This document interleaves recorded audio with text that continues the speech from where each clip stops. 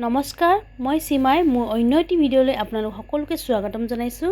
প্ৰথমতে কি বনাইছোঁ চাই লওঁ আহক। চিকেনখিনি চাফাকৈ ধুই লৈ এটা বাউলত থলোঁ।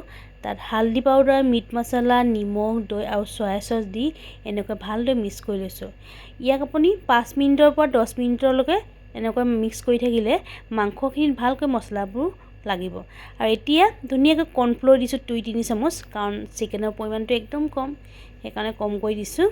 এতিয়া এইখিনিও সেই 5 মিনিট মানেই মিক্স কৰিব লাগিব ভালকৈ। ইয়াক 15 মিনিটৰ কাৰণে ৰেষ্ট দিম। এতিয়া আহক সকলোৱে 1 ছেকেণ্ডত চিকেন বাটাৰ মছলা বনাই দিওঁ। এতিয়া আকৌ আহক 1 ছেকেণ্ডত ফ্ৰাইড ৰাইচ বনাই দিওঁ। এয়া আজি বাৰু মোৰ এনেকৈ বনালোঁ, ৰেচিপিটো মই এনেকৈ দিছোঁ আপোনালোকক। যি কি নহওক, যদি মোৰ ভিডিঅ'টো চাই ভাল লাগিলে তেন্তে হ'লে লাইক এটা কৰিবলৈ নাপাহৰিব। আজিলৈ আহোঁ, ধন্যবাদ। বনাইছোঁ নিজে আৰু নিজে টেষ্ট কৰি চাইছোঁ। ৰ'ব কেনেকুৱা আছে জনাম আপোনালোকক।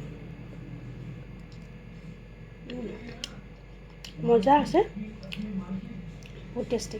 আজিলৈ আহিছোঁ, ধন্যবাদ।